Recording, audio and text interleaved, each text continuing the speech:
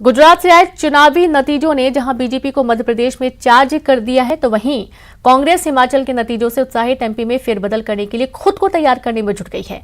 लेकिन इन तमाम कयासों और दावों के बीच 23 में किला फतेह करने के दावों को अमली जामा सिर्फ और सिर्फ जनता पहनाएगी। लिहाजा जनता के दिल को टटोलने और उसे अपने खेमे में करने की तैयारी सभी दलों ने शुरू कर दी है। इसी कड़ी में बीजेपी ने चंबल में बड़ी बैठक कर ये जता दिया कि पिछली बार की भूल वो यहां नहीं दोहराएगी और इसी चंबल से 23 की सत्ता की चाबी लेकर वो फिर से सरकार बनाएगी। इसी मुद्दे पर देखिए एमपी की महाडिबेट।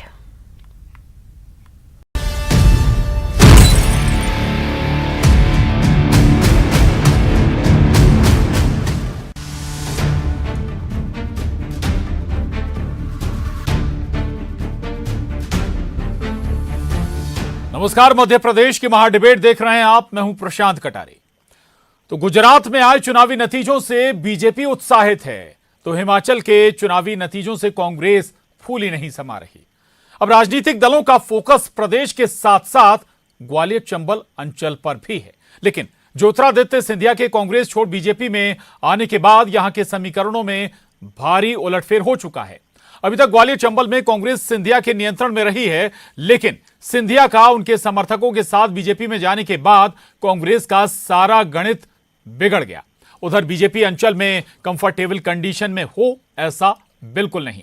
चुनौती बीजेपी के सामने उन्हीं को साधने की जिन सिंधिया समर्थकों ने बीजेपी को सरकार बनाने लायक आंकड़ा जुटाने में मदद की।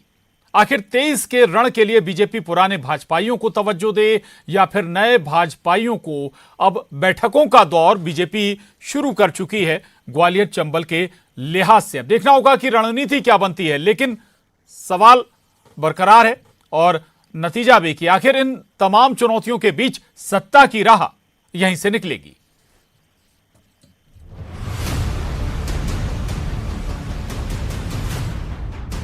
मध्य प्रदेश में हुए 2018 विधानसभा चुनाव में नई पटकथा लिखने वाला ग्वालियर चंबल अंचल सियासी दलों के फिर फोकस में है। कांग्रेस बीजेपी फिर ताकत झोंक रही हैं ताकि वोटर का मूड और माहौल अपने पक्ष में किया जा सके। बीजेपी ने संगठन की रणनीतिक बैठकें ग्वालियर में करनी शुरू कर दी हैं। क्षेत्र के पदाधिकारियों, पार्टी विधायकों के साथ चर्चाओं का दौर जारी है। अब 2023-24 में बीजेपी बंपर जीत के दावे कर रही है, तो गुजरात लहर का एमपी में आने का दावा भी। कि गुजरात की आंधी और हवा गुजरात के बॉर्डर ककराना से घुसेगी और चंबल से लेकर के बैतूल तक भारतीय जनता पार्टी के बयार 2023 में आएगी और मध्य प्रदेश में भी इतिहास बनेगा। ग्वालियर चंबल संभाग में आप बिल्कुल चिंता मत करिए, ग्वालियर चंबल संभाग में इतिहास बनेगा। और जिस प्रकार से कभी ये परसेप्शन जाता है कि ग्वालियर चंबल संभाग के कारण से सरकार हम कुछ सीटों से पीछे रह गए थे, वोट तो भाजपा को ज़्यादा मिले थे, तो ये ग्वालियर चंबल संभाग की जनता भारतीय जनता पार्टी को ऐतिहासिक बहुमत से यहीं से जिता करके भेजेगी। बीजेपी के अलावा कांग्रेस भी ज्योतिरादित्य सिंधिया के कांग्रेस छोड़कर जाने के बाद पूरी ताकत ग्वालियर चंबल अंचल में लगाए हुए है।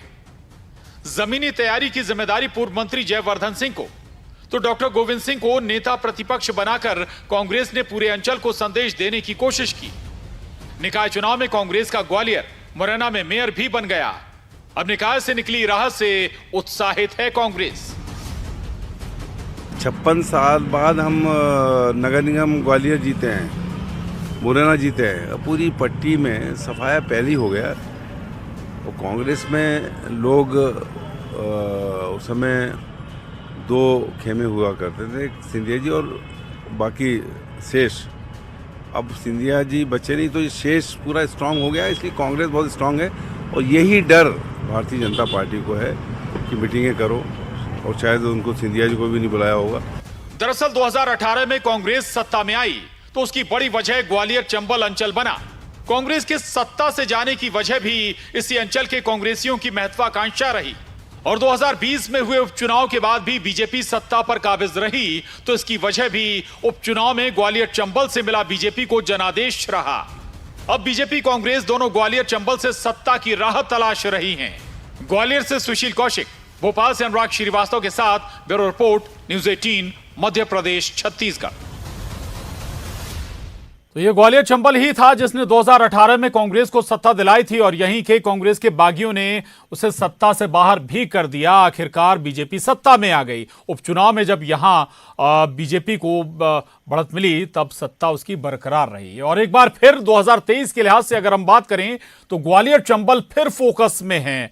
34 सीटें जिसके खाते में जाती हैं, कहा जाता है कि सरकार उसी की बनती है। ग्वालियर चंबल यानी कि उस लिहाज से सबसे महत्वपूर्ण है और फोकस भी अब दोनों सियासी दलों के। बीजेपी बैठक शुरू कर चुकी है और उससे पहले कांग्रेस ने भी अपने बड़े नेताओं को ग्वालियर चंबल में झोंक दिया है।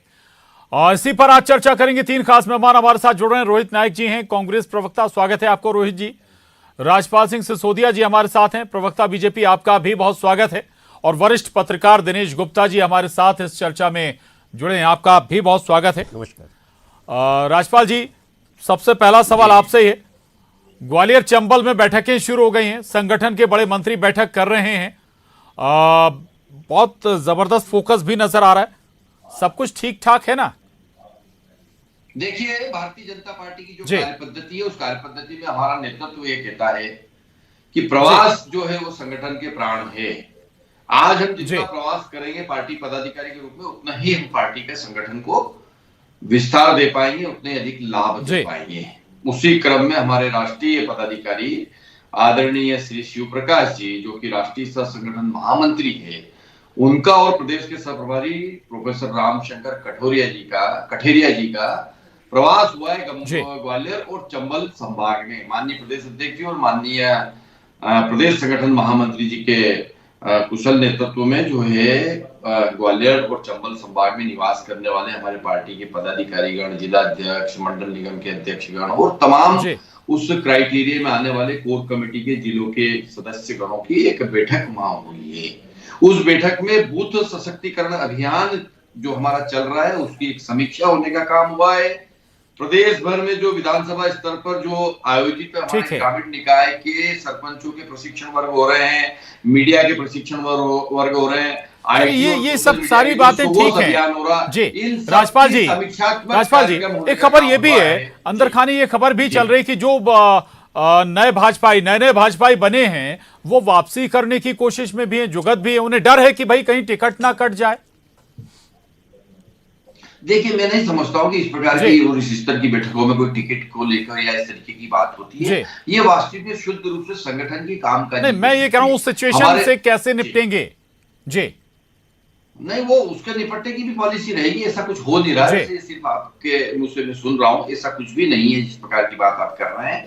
हमारा संगठन पूरी तरह से सशक्त तरीके से काम कर रहा है। संगठन के सभी लोग संपर्क में, सब लोग संगठन के दिशा निर्देश के अनुसार काम कर रहे हैं। कहीं कोई इस प्रकार की बात नहीं कि कोई जा रहा है कि कोई आ रहा है, बात नहीं है। ठीक बात है। रोहित नायक जी, कांग्रेसियों ने ही कांग्रेस को बाहर कर दिया था सत्ता से, और यानी कि जो ग्वालियर चंबल अंचल के कांग्रेसी थे भाजपाई हो गए अब, लेकिन आज कहां स्टैंड कर रही है कांग्रेस उस अंचल में?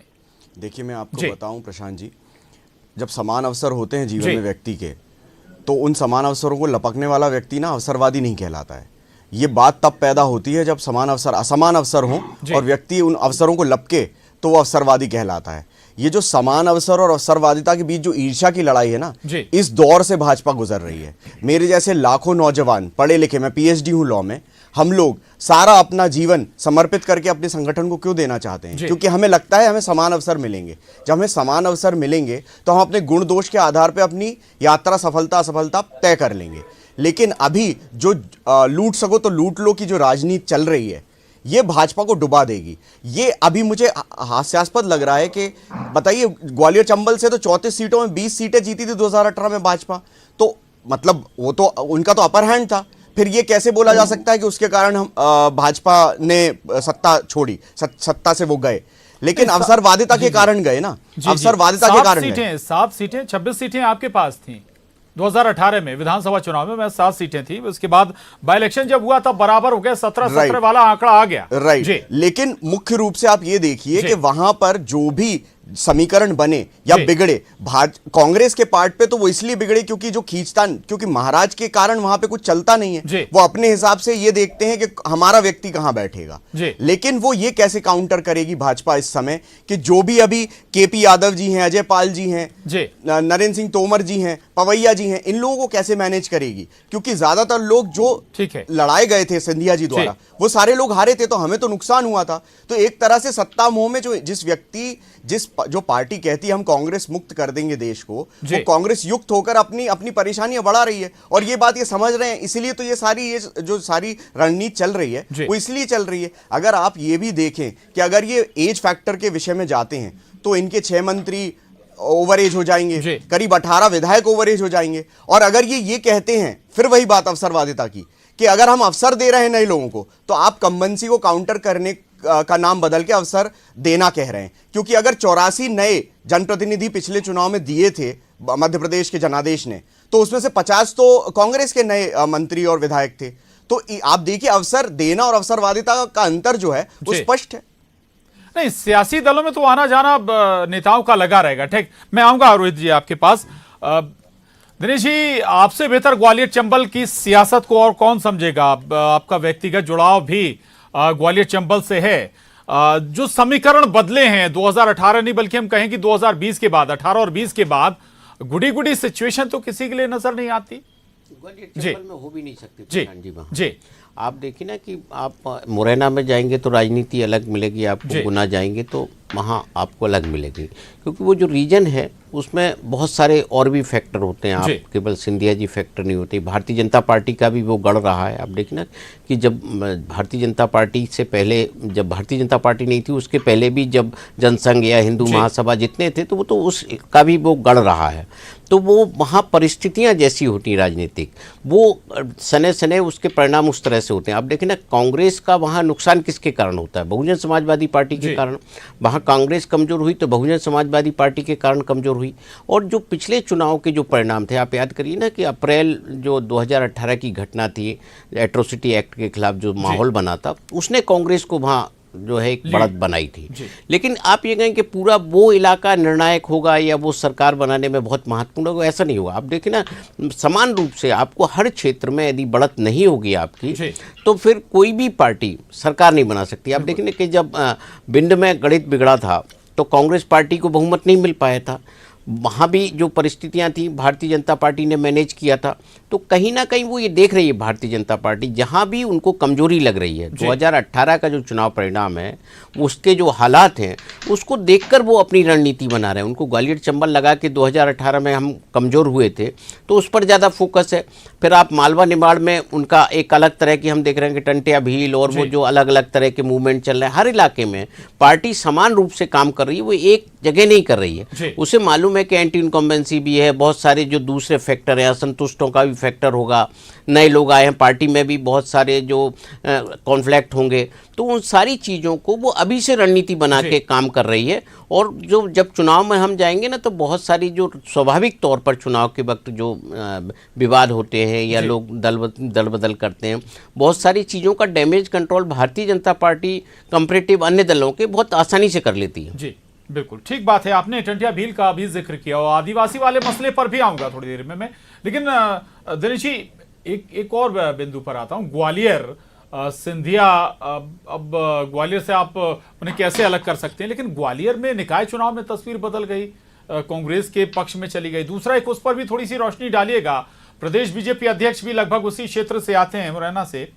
उनके ऊपर भी एक प्रेशर तो रहेगा। नहीं, निश्चित तौर पर आप देखिए ना, बीजेपी कोई आज से नहीं है उस इलाके में। मैंने कहा ना कि वो तो जब हिंदू महासभा, जनसंघ, बहुत सारा जो तो गढ़ रहा है और कई नेता उस इलाके ने दिए हुए हैं। जो भारतीय जनता पार्टी में प्रमुख पोजीशन में BD शर्मा जी अध्यक्ष हैं, लेकिन उनका निर्वाचन क्षेत्र तो दूसरी जगह है। लेकिन सिंधिया जी को उस क्षेत्र से आप अलग नहीं कर सकते हैं, क्योंकि वो इतने सालों से दोनों पक्षों, दोनों पार्टियों में, आप देखिए राजमाता सिंधिया थी तो वो भारतीय जनता पार्टी में काम करती थी, उनका भी एक संपर्क रहा है। ज्योति ज्योतिरादित्य सिंधिया कांग्रेस में रहे हैं, तो कुछ चीज़ें इतने सालों से करते, जो जब राजनीति करते हो तो कुछ कनेक्ट भी उस क्षेत्र से हो जाता है। लेकिन आप देखना कि जो 2020 की राजनीतिक परिस्थितियां थी उसने बिल्कुल पूरे क्षेत्र की सियासत को बदल के रख दिया है।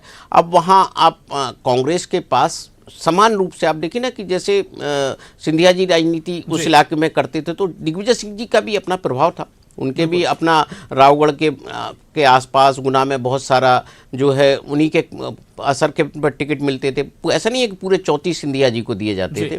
तो वहाँ कांग्रेस के लिए जो चुनौती है बेसिकली कास्ट इक्वेशन ज़्यादा है कि वो कैसे डैमेज कंट्रोल करती है बहुजन समाजवादी पार्टी से। सिंधिया जी तो अपना जिस तरह का उनका जो कॉन्टैक्ट है, जिस तरह से वो जिन सीटों पर फोकस करते हैं अपने, उस पर तो अभी भी पार्टी उन्हीं के सहारे चुनाव लड़ेगी, कोई नया विकल्प नहीं चुनेगी वो। जी बिल्कुल बिल्कुल ठीक बात आपने कही है। आदिवासियों पर आता हूं, उसके बाद आदिवासियों का जिक्र भी आया था और वो आदिवासी वीडी शर्मा साहब ने रिएक्शन भी दिया कि काकड़ा से वो लहर घुसेगी, आएगी गुजरात से होती हुई और पूरे मध्य प्रदेश में फैल जाएगी। दरअसल एक बेल्ट भी है जो गुजरात और मध्य प्रदेश की, जहां आदिवासी बेल्ट में गुजरात में बहुत बेहतर परफॉर्मेंस बीजेपी ने किया है। गुजरात में, एमपी में भी कुछ इंपैक्ट होगा क्या, उस लिहाज से भी बताइएगा। प्रधानमंत्री मोदी, अमित शाह, शिवराज लगातार आदिवासियों से जुड़े आयोजन भी कर रहे हैं एमपी में। नहीं देखिए, कोई भी हम गुजरात का जो चुनाव है प्रशांत जी, हम किसी दूसरे राज्य पर उसको नहीं जो है चस्पा कर सकते कि वहाँ के जो परिणाम है उसका असर गुजरात में मिलेगा, क्योंकि देखिए समान समय में 2 चुनाव हुए, एक हिमाचल में होता है और एक गुजरात में होता है। लेकिन गुजरात में मोदी जी के कद के आगे आप देखिए सारी चीज़ें बौनी हो जाती हैं, लेकिन हिमाचल का जो परिणाम है या दिल्ली नगर निगम का जो परिणाम है वो अलग होता है। तो हर राज्य की परिस्थितियाँ अलग होती हैं, हर राज्य का नेतृत्व अलग होता है और जो विपक्षी दल है उसकी स्थिति भी अलग होती है। तो इसलिए हम ये नहीं कह सकते कि जो गुजरात का परिणाम है उससे मध्य प्रदेश पे कोई बहुत ज़्यादा असर पड़ेगा, क्योंकि मध्य प्रदेश का राजनीतिक नेतृत्व, मध्य प्रदेश के मुद्दे, मध्य प्रदेश की एंटी इनकम्बेंसी, मध्य प्रदेश भाजपा का जो हमने देखा 2018 के जो चुनाव परिणाम थे वो भाजपा के खिलाफ गए थे। गुजरात में तो जो है इतना लंबा समय हो गया, 4-5 विधानसभा के चुनाव हो गए, वहाँ तो लगातार भारतीय जनता पार्टी जीतती रही है, उनमें तो निरंतरता है। लेकिन मध्य प्रदेश में वो स्थितियाँ नहीं है, इसलिए हम ये नहीं कह सकते कि गुजरात की स्थिति दूसरे राज्यों पर भी समान रूप से लागू होगी। जी ठीक है। राजपाल जी ये बताइए ना, फिर ग्वालियर पे लौटता हूं, समन्वय बन पाएगा क्या? जो भाजपाई लगातार सिंधिया परिवार के खिलाफ आवाज बुलंद करते रहे, आज उनके साथ उन्हें बैठना भी पड़ रहा है। ऊपर से भले ही सब कुछ ठीक लगे, अंदर खाने मैनेज हो पाएगा, समन्वय बन पाएगा? समन्वय बना हुआ है। मैं आपको बताना चाहता हूं कि समन्वय जो बना हुआ है वो इस प्रकार से बना हुआ है कि उसकी वानगी हमने देखने का काम भी किया उपचुनाव के अंदर। उपचुनाव में जिस प्रकार से भारतीय जनता पार्टी को जनता ने आशीर्वाद देने का काम किया, तो जनता ने भी इस समन्वय को स्वीकार्यता देने का काम कर दिया है।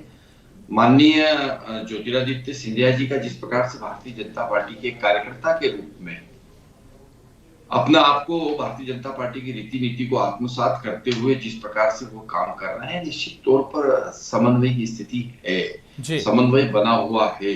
कहीं ग्वालियर खाने में भी कोई गड़बड़ की एक विधानसभा सीट आपके हाथ से उपचुनाव में निकल गई, निकाय चुनाव में मेयर आपके हाथ से निकल गई सीट।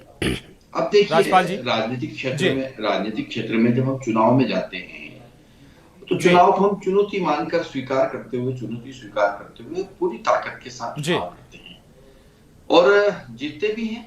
पर सब जगह जीत जाएंगे ऐसा भी संभव नहीं रहता है। 100% तो कोई नहीं जीत सकता, कोई सभी राजनीतिक दल नहीं जीत सकता कि 100 में से 100 सीट नंबर ले आएंगे। पर 100 में से 90 कैसे ला सकते हैं, 80 कैसे ला सकते हैं, उस दिशा में हम प्रयास करने का प्रयास करते हैं। और ये एक अच्छे अभ्यर्थी की पहचान भी यही होती है कि वो इस तरीके से तैयारी करे कि वो कम से कम मेरिट में बना रहे। और जब मेरिट के हिसाब से हम तैयारी करते हैं तो हमको सफलता मिलती है। अब ठीक है, इतने जगह चुनाव तो उसमें एक जगह अगर बीजेपी लूज भी करती है, कांग्रेस जीतती भी है, तो कुछ स्थानों पे तो जीतेंगे ना। ऐसा तो है नहीं कि सब जगह कांग्रेस हारी जाएगी या बीजेपी जीती जाएगी। कुछ स्थानों पर, अधिकांश स्थानों पर हम जीते हैं, अधिकांश स्थानों पर हमें अधिक वोट मिले हैं और उसका नतीजा ये रहा कि हम सरकार में हैं। और भारतीय जनता पार्टी के कार्यकर्ताओं के दम पर हम जो है आज ये कह सकते हैं कि गुजरात में जिस प्रकार की एक जीत हमने हासिल करी है, इस प्रकार से हम मध्य प्रदेश में भी करेंगे, क्योंकि मध्य प्रदेश का जो संगठन है वो भी गुजरात के संगठन की तरह से ही एक्टिव संगठन है। जिस प्रकार से गुजरात में हम लोगों ने जाके काम करने का काम किया और वहां देखा कि जो मतदान केंद्र तक की इकाइयां गुजरात के अंदर सक्रिय है भारतीय जनता पार्टी की, उसी प्रकार से एजेंसियां, इसी प्रकार से हमारी जो मतदान केंद्र की इकाइयां हैं मध्य प्रदेश में, वे भी सक्रिय है। हमारे यहाँ भी बूथ तक का और पेज तक का काम हो चुका है और बूथ सशक्तिकरण के अभियान को लेके ही तो ये बैठक हुई है, और हम उसको कैसे सशक्त करें उसको लेके लगातार काम चल रहे हैं। वर्ष भर ये कार्यक्रम चलेंगे, पार्टी के कार्यक्रम आएंगे, प्रवास होंगे, नेताओं के प्रवास होंगे। अभी राष्ट्रीय स्तर के पदाधिकारियों के प्रवास प्रदेश में हो रहे हैं, प्रदेश स्तर के पदाधिकारी जिले में जाएंगे, जिले स्तर के पदाधिकारी मंडल में जाएंगे, मंडल स्तर तक के बूथ पे जाएंगे। ये एक सतत प्रक्रिया है आपके लिहाज से। ठीक है, ठीक, मैं आऊंगा आपके पास। रोहित जी, सिंधिया गए, पुरानी बात हो गई, नई लीडरशिप इतने दिन में खड़ी हो जानी चाहिए थी ना, लेकिन अब तो अभी तक वन मैन आर्मी वाला मसला नजर आता है। नहीं, देखिए क्या है, आप इस बात को समझे प्रशांत जी, चुनाव तो जनता लड़ती है। अगर कम्बेंसी होगी और परफॉर्मेंस बेस्ड, आप जब सत्ता में हैं और आप नगरीय निकाय की या बाईपोल्स हार रहे हैं, आप देख लीजिए गुजरात के बारे में इतना प्रचार प्रसार हो रहा है, लेकिन अगर आप पूरे बाईपोल्स देखें यूपी के, छत्तीसगढ़ के, अन्यत्र सभी जगहों के, तो आप ये देखेंगे कि इनके जो गढ़ जो अपना गढ़ मानते थे, उन जगहों पर भी बहुत इनकी परफॉर्मेंस अच्छी नहीं रही है। विच मीन्स इनडायरेक्टली कि इनने यदि परफॉर्मेंस बेस्ड इनका काम होता और जो ये जितना भी अपनी प्रचार प्रसार करते हैं योजनाओं का, अगर उनका क्रियान्वयन सही हुआ होता तो जनता तक वो बात पहुंचती, तो ये हारते क्यों? बेसिकली इनकी परफॉर्मेंस उतनी अच्छी रही नहीं है जितना ये बताते हैं। और अगर समन्वय की बात ये कर रहे हैं तो आप मुझे ये बताइए कि समन्वय तो इनके विचारों में नहीं है। इनका जो मुख्य संगठन है, आप बात कर रहे थे बिहार में बीजेपी ने जीती, रामपुर सीट बीजेपी जीती विधानसभा की, ठीक है, नहीं उदाहरण तो है, लेकिन मुख्य रूप से आप देखिए, आप देख लीजिए, आप समावेशित रूप से अगर आप उस समंक पे बात करेंगे तो कांग्रेस ज्यादा बाईपोल्स जीती है। और अगर आप समन्वय की बात कर रहे हैं संगठन में, तो आपके संगठन में कैसा समन्वय है? एक तरफ तो नरोत्तम मिश्रा जी और बाकी मंत्री बोलते हैं कि राहुल जी भारत जोड़ो यात्रा में क्यों चल रहे हैं, भारत टूटा है क्या? लेकिन गुरुवार को जब सम प्रमुख नागपुर में एक बैठक ले रहे थे, पब्लिक मीटिंग एड्रेस कर रहे थे, तो कह रहे थे भारत को जोड़ने की बहुत आवश्यकता है, उस पर काम करना पड़ेगा। तो मतलब अगर संघ ये कह रहा है कि भारत को जोड़ने की आवश्यकता है, तो फिर भारत तो जोड़ने की आवश्यकता है, इसलिए तो राहुल जी चल रहे हैं। तो आप समझिए, अगर राजनीतिक रूप से कोई माइलेज लेने की बात आएगी तो ये कहेंगे कुछ और, करेंगे कुछ और। ठीक है, कांग्रेस एक बाईपोल जीती छत्तीसगढ़ में, भानु प्रतापपुर जी। दिनेश जी, मैं फिर ग्वालियर पे इसलिए लौट रहा हूं क्योंकि ठीक है, राज्यपाल जी अपने हिसाब से उसको विश्लेषण करेंगे, रोहित जी अपने हिसाब से विश्लेषण करेंगे। सिंधिया जी गए जहां बीजेपी लगातार जीतती चली आ रही थी, चाहे वो विधानसभा की बात हो, मेयर की बात हो, वो हारना शुरू हो गया। नहीं देखिए, उसको आप जो नगरीय निकाय जो चंबल, उस लिहाज से भी बताइएगा, जो लगातार सिंधिया परिवार के खिलाफ बीजेपी के जो नेता लगातार खम ठोकते रहे, लगातार मैदान में उतरे, क्या वाकई वो मन से, ईमानदारी से खड़े हो पाएंगे?